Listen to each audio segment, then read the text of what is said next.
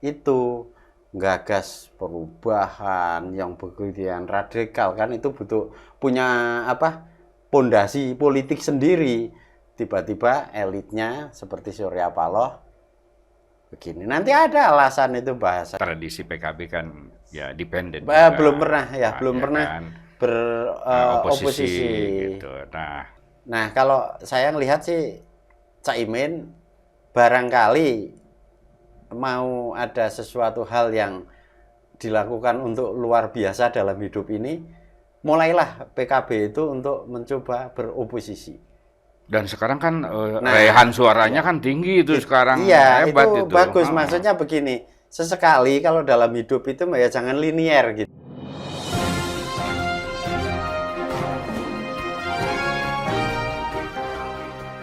Jumpa lagi di Ruang Publik bersama DDM. Bincang-bincang tentang Pilpres. Sekarang ini perolehan suara masih belum final, ya. Kemudian paslon 1 dan paslon 3 timnya tengah berusaha keras untuk menemukan berbagai penyimpangan pemilu. Pada saat yang sama, Surya Paloh, pimpinan Partai Nasdem, melakukan kunjungan politik ke istana bertemu dengan Pak Jokowi. Yang menarik ialah ada dua pesan yang berbeda antara apa yang disampaikan oleh Pak Jokowi dengan apa yang disampaikan oleh Pak Surya Paloh. Yang satu mengatakan memberikan warning bahwa lampu kuning ada persoalan bangsa yang tidak baik-baik sajalah. Kira-kira kesimpulannya begitu. Sementara Pak Jokowi menyampaikan pernyataan ini pertemuan politik biasa dan saya sebagai penengah. Itu artinya ada sesuatu yang perlu kita persoalkan di sini. Saya mengundang Faiz Mansur sebagai pengamat politik untuk membahas soal ini. Jadi gimana? Ada dua pesan yang berbeda antara Pak Surya Paloh dengan Pak Jokowi. Di satu pihak Pak Surya Paloh mengatakan ini pertemuan biasa dan saya sebagai penengah. Ini Sementara memang Pak Surya Paloh mengatakan memberikan peringatan ke Pak Jokowi tentang keadaan bangsa. ini kan dua hal yang berbeda, itu betul arahnya, dan untuk mengetahui yang sesungguhnya apa saja yang dibicarakan. Harus ada kata apa sajanya karena pasti pembicaraannya macam-macam. Tapi kalau dua hal yang mengemuka itu nggak susah sih menilainya.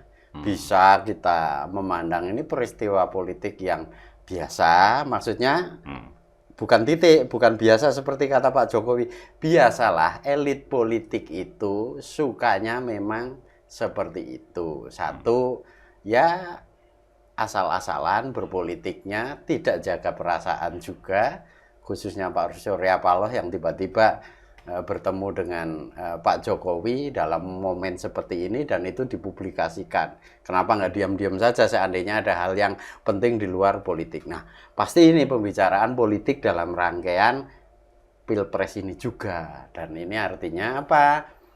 Satu, ya, Pak Surya Paloh kurang menjaga perasaan. Ini yang mestinya kan ya dibiarkan saja kalau ini memang politik kaitannya dengan hasil Pilpres. Toh namanya Pilpres ini belum selesai. Itu harus dikatakan seperti itu. Soal bahwa prediksi yang menang ini ya itu cukup saja diyakini, tapi jangan kemudian menggerakkan tindakan politik yang sifatnya ini melemahkan kegiatan dari pasangan timnya Amin ya, Anies Muhaimin.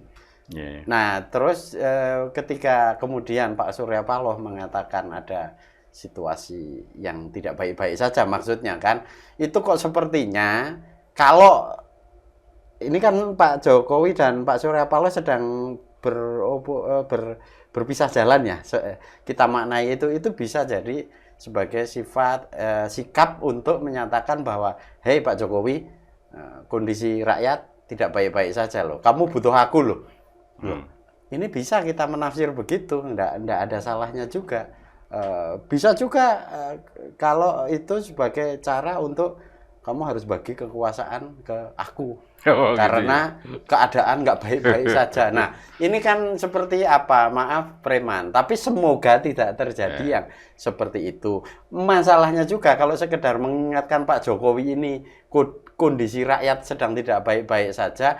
Kenapa misal enggak dulu-dulu? Kenapa baru sekarang? Kenapa juga enggak nunda dulu? Kenapa juga enggak usah enggak memakai konvensi pers saja sudah cukup. Apa benar Pak Jokowi itu butuh nasihat yang ini juga? Itu menimbulkan rangkaian-rangkaian pertanyaan yang menurut saya ya enggak masuk akal sebagai peristiwa politik yang substansial, kecuali ya urusannya itu sekedar ngancam-mengancam untuk dapat jatah.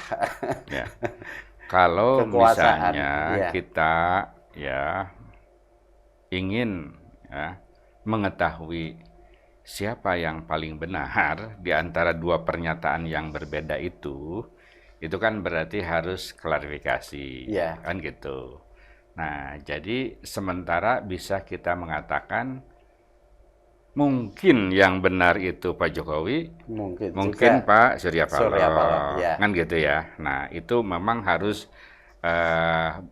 diklarifikasi. Nah, hanya dalam hal kecurigaan itu, kenapa pertemuannya itu sekarang ketika tim ses nomor 1 itu lagi habis-habisan penuh semangat gitu untuk membuktikan berbagai penyimpangan pelanggaran dari Pilpres ini gitu. Iya, mestinya kan jaga diri dulu kalaupun itu memang seperti itu. Tapi jadi bisa ditafsirkan salah momentum gitu ya. Karena kan implikasinya bisa banyak. Yang pertama misalnya kalau dugaan kuatnya, berarti Nasdem itu akan koalisi kan gitu. Nah, maka pertanyaan berikutnya, kalau begitu, kampanye yang selama ini digembor-gemborkan perubahan, itu otomatis tidak ada artinya, otomatis. Itu yang kita sayangkan dan itu gitu yang sejak dulu sering terjadi di Indonesia menjadi kebiasaan, bukan budaya lah. Kebiasaan elit politik kita itu sering inkonsistensi. Itu mencela-mencele, tidak memiliki desain politik yang kokoh, dan rakyat kemudian sering kecewa karena perilaku-perilaku seperti itu. Gagas perubahan yang begitu radikal kan itu punya pondasi politik sendiri. Tiba-tiba elitnya seperti Surya Paloh begini. Nanti ada alasan itu bahasanya kan kita dalam rangka berbangsa dan bernegara harus membangun dengan penuh kebersamaan. Sebenarnya bukan itu yang dibutuhkan. Tapi berarti kan kampanye kemarin tentang perubahan itu yang dirumuskan oleh Nasdem, oleh PKB, oleh PKS. Kalau terjadi benar-benar koalisi, itu berarti memang bisa itu disebut kebohongan publik. Dan kebiasaan kita memang seperti itu. Politik-politik kita itu belum beranjak pada nilai-nilai yang harus dipegang, teguh, dijadikan landasan kerja. Tidak ada fatsun. Esok ngomong tempe, sorenya sudah dele lagi, dari dele ke tempe, cepat sekali perubahan-perubahan. Nah, termasuk saya sendiri sih tidak terlalu berharap Surya Paloh itu ndak mencela-mencele. Itu gampang sekali elit-elit politik seperti itu untuk ngikuti gelombang politik siksak saja, dan sebenarnya itu kemudian yang saya lihat kegiatan partai politik yang didirikannya bertahun-tahun dengan menyita waktu, energi, bahkan umur itu tidak banyak bernilai karena kurang lebih hanya dari perburuan ke perburuan dan itu perburuan kekuasaan. Tidak bagaimana misal dia menjadi sikap kesatria, partai politik adalah tempatnya para kesatria berjuang dengan sungguh hati, mengedepankan nilai, dan sesekali kalah juga tidak masalah, tidak harus berkuasa. Toh ada juga dalam trias politika itu kan tidak semua yang tidak mendapat kursi di eksekutif itu bukan berarti tidak berkuasa. DPR itu juga kekuasaan loh. Nah, ini kan hanya masalah kecil, hanya masalah besar. Tapi memang kita ini masih belum beranjak ke level yang lebih tinggi ya dari sekedar mencari-cari sumber-sumber ekonomi melalui negara ya, termasuk Surya Paloh itu. Tapi kalau nanti Pak Surya Paloh ini benar-benar bisa beroposisi, barulah saya akan acungi jempol. Ini kalau memang ke Pak Jokowi, katakanlah malah ini nggak salah juga kalau seandainya kita menilai Surya Paloh itu sedang ngemis-ngemis kekuasaan ke Jokowi juga nggak salah ini loh. Karena apa? Peristiwa yang disajikan dan dikonversi pereskan dibuka itu ya seperti itu. Ini adalah simbol bagaimana orang itu kalau beroposan itu nggak tuntas, nggak pakai kaidah gitu loh. Asal lah ya. Coba-coba dapat Anies gitu kan, kalau jadi kalah ya udahlah pindah lagi. Jadi nilai politiknya itu rendahan. Ya, ada implikasi juga ya ketika pertemuan itu dilakukan saat para pendukung Anies ya yang di dalamnya itu Nasdem, PKS dan PKB itu merasa mungkin terhianati ya. Ya bisa jadi ada yang begitu. Langkah itu. Ya. Kan bisa merasakan ya kok begini gitu. Jadi bisa jadi ada demoralisasi. Tapi nanti kita tunggu lihat saja apakah yang saya duga dan teman-teman mungkin juga duga tentang Surya Paloh ini benar atau tidak harus dengan fakta. Tapi kalau kita mencurigai dalam tanda petik untuk kebaikan ini sudah tidak masalah gitu loh. Karena apa yang dilakukan Surya Paloh itu tentu saja menimbulkan ragam tafsir.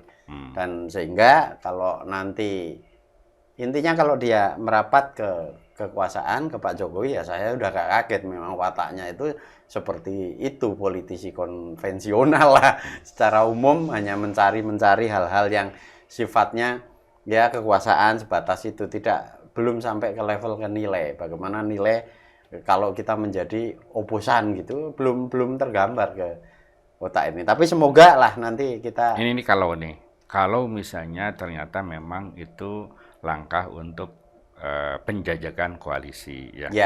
Nah, bagaimana prediksi Anies sendiri? Apakah tetap dia akan karena dia ngusung visi perubahan ya, dia akan tetap konsisten masuk ke kekuatan. Kan dia bukan Mas orang Anies partai itu ya. Konsisten dalam arti dia harus memutar balik karena pondasinya itu kan ini kan dia di Nasdem, nah pondasinya diambil. Nah dia harus dia bukan menapak bukan pejabat partai. Dia jadi kekuatan sipil.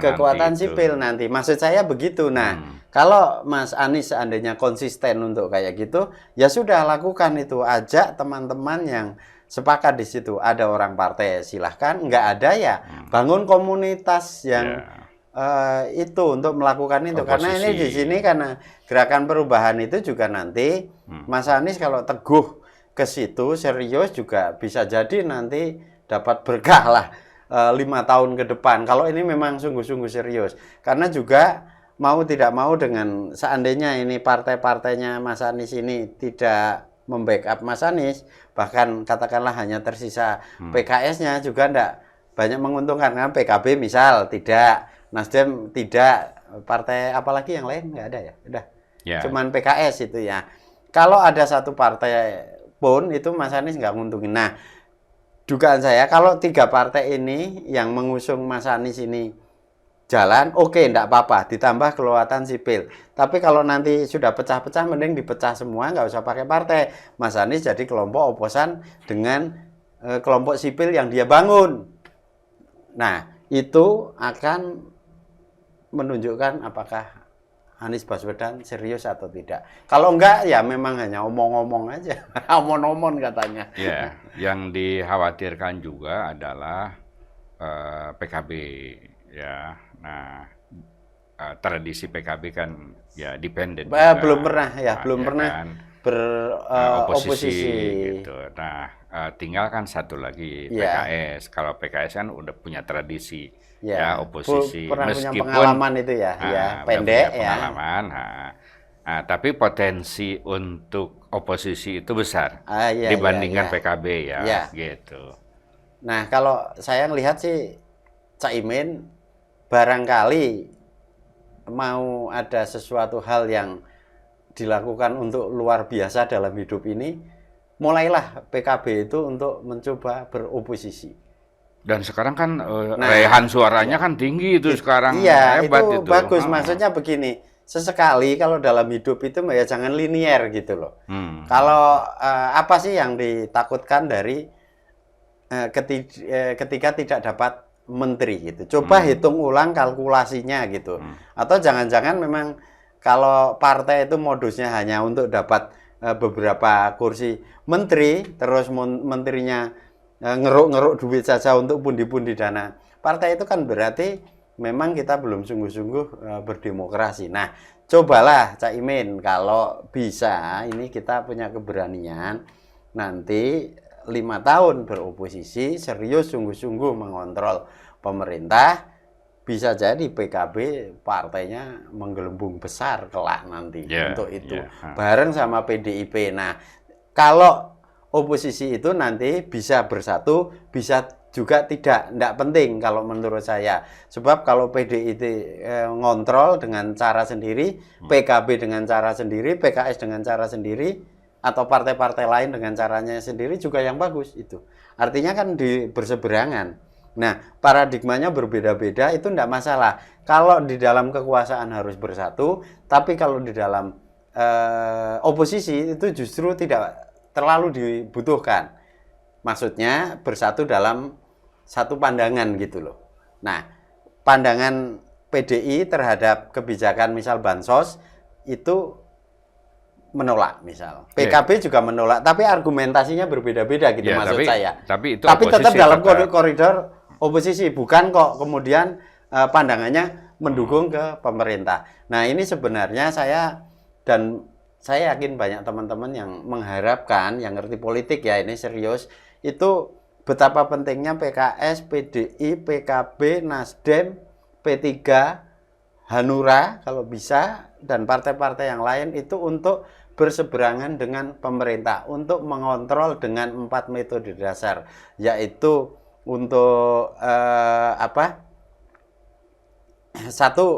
menginvestigasi program-program yang sudah dijalankan.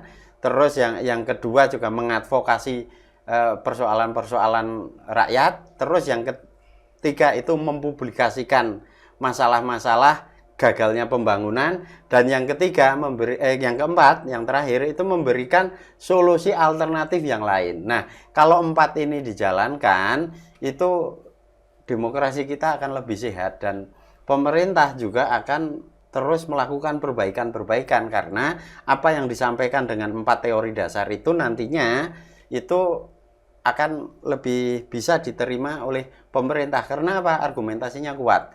Jadi oposisi itu jangan asal kita berbeda, asal beda, asal nyerang, asal tidak suka. Tapi dengan 4 hal itu salah satunya kalau bisa ya mengadvokasi dan mempublikasikan masalah-masalah mendasar di masyarakat itu, supaya pemerintah yakin bahwa apa yang dilakukan para pengkritik ini memang benar adanya dan memang semestinya begitu gitu. Ya, jalan konstitusi untuk menyampaikan data tentang kecurangan-kecurangan itu tengah dikumpulkan. Ya.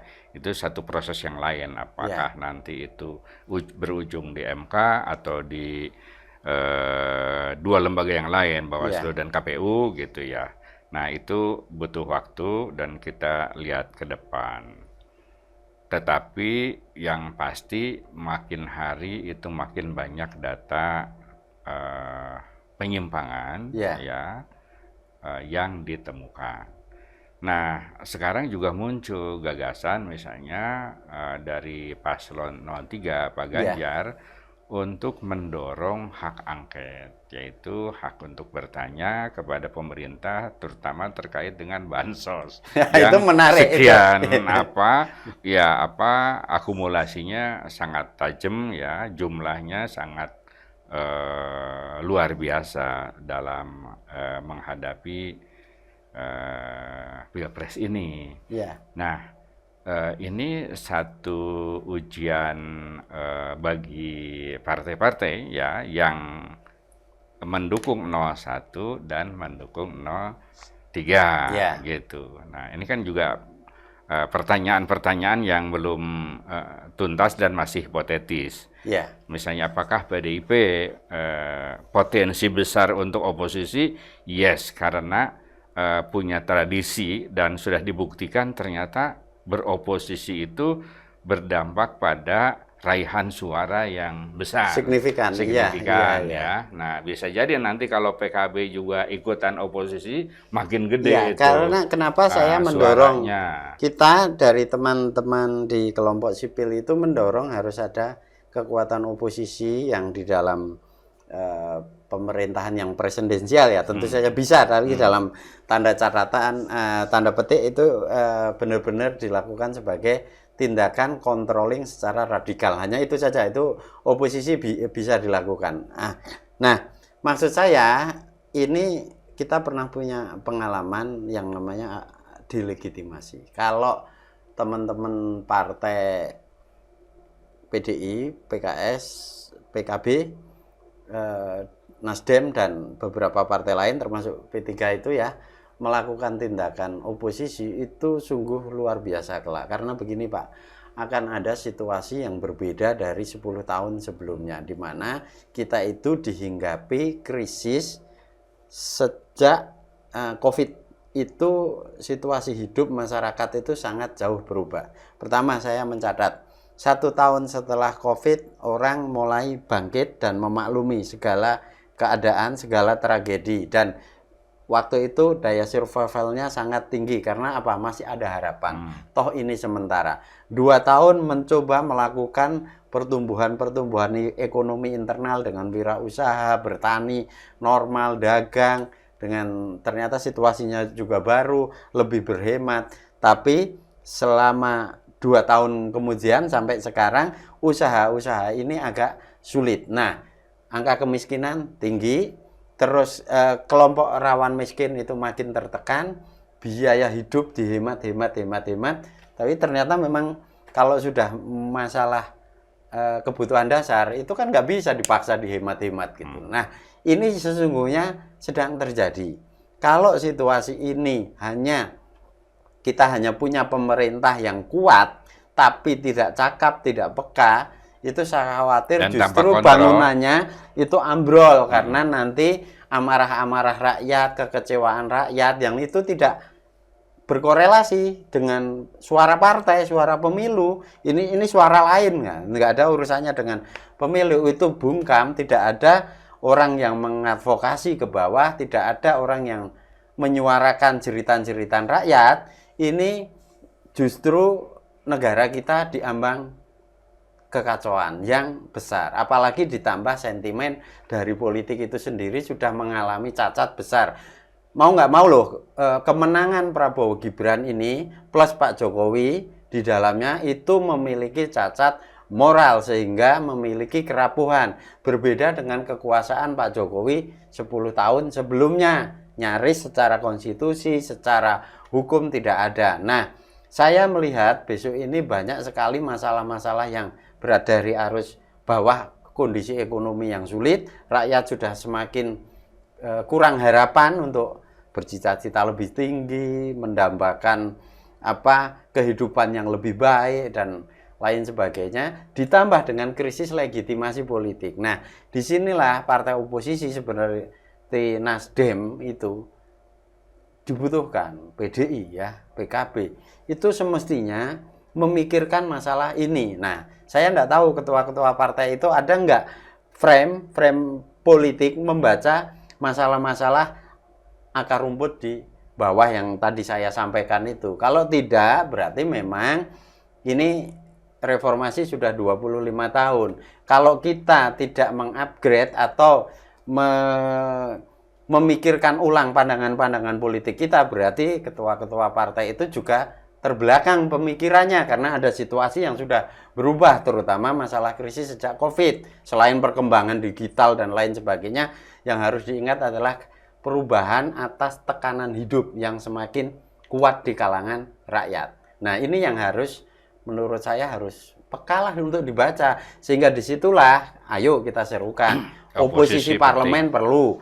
Nah, kita yang di kelompok sipil juga, ayolah kita beroposisi lebih sungguh-sungguh. LSM ini kan juga punya dosa, Pak. Karena selama ini kita lengah, tidak pernah mengkritik Jokowi. Kalau mengkritik Jokowi di waktu itu kita dianggap kubunya Prabowo. Nah, sekarang sudah tidak ada dikotomi itu. Misal Pak, kasus food estate itu. Saya aja ngerti waktu itu food estate saya masih mendukung Jokowi. Waktu tataran ide, Pak. Begitu diimplementasikan dalam bentuk rancangan saja, saya sudah pesimis. Tiba-tiba berapa bulan kemudian dijalankan oleh Jokowi melalui Kementerian Pertahanan. Ini makin ngaco lagi lah. Nah, hal-hal yang seperti ini banyak terjadi di Jokowi. Kita bongkari saja karena ini juga nggak sehat. Jangan Jokowi itu mentang-mentang berkuasa terus bikin program seenaknya. Termasuk nanti Pak, program makan siang dan bagi susu. Ini kan program yang 70% berpotensi gagal, ngaco maksudnya. Dan hanya 30% sukses, itu pun kalau dijalankan di zona-zona tertentu, misal di perkotaan. Kalau sampai di perdesaan, terus adil merata, apalagi itu ternyata programnya tidak ada kaitannya dengan mengatasi kemiskinan. Sebab ada semua anak Indonesia dapat, bahkan nggak adil itu kalau sudah kayak gitu. Ya, saya kira mungkin isu hak angket. Ya. Apakah misalnya Nasdem solid, PKB solid, gitu ya, P3 solid, lah PDIP ini solid. korelasinya itu dengan nanti ini, kita lihat. Jangankan itu, perhitungan pilpres saja belum selesai, Surya Palohnya sudah nggak solid kan? Ya. Itu indikasi maksudnya. Nah, semoga saja tidak. Saya tetap mengharap Pak Surya Paloh untuk mencoba eksperimen baru, ijtihadnya, inovasi baru berpolitik dengan sebagai oposisi. Jangan-jangan Nasdem lebih hebat nanti dan toh ternyata nggak dapat kursi menteri, toh nyatanya menterinya yang korupsi juga diderek ke KPK. Itu kan nggak menguntungkan juga sebenarnya. Dapat kekuasaan menteri itu juga nggak selalu menguntungkan. Kalau kejadiannya adalah kasus-kasus seperti itu kan nggak untung juga partai politik itu. Nah, kalau menurut saya usaha jangankan interpelasi soal angket itu. Angket. Angket soal itu bansos yang itu dikeluarkan luar biasa. Isu pemazulan itu sendiri mesti diperkuat, Pak. Karena ini pentingnya kita mengontrol, memberikan peringatan, jangan semena-mena. Jokowi itu kan udah banyak keterlaluan gitu lah, dan akhirnya puncaknya ya waktu kasus Mahkamah Konstitusi itu udah peringatan agar kelompok sipil ayo pada bangkit. Nah, ini ada situasi yang buruk di Indonesia dan itu boroknya ada di istana melalui Jokowi. Sehingga menurut saya ayo bangun oposisi. Jangan hanya di parlemen juga. Kalau parlemen ada oposisi bagus, ditambah kekuatan sipil. Nanti kita sinergikan itu untuk terus mengkritik apa saja pembangunan yang layak ditolak, apa saja program-program yang mestinya diskala prioritaskan. Itu kan kita masih butuh itu. Baik. Itulah bincang-bincang saya dengan Pak Ismansur. Ke depan kita memang membutuhkan oposisi yang kuat baik di parlemen maupun di kalangan masyarakat sipil. Sampai jumpa.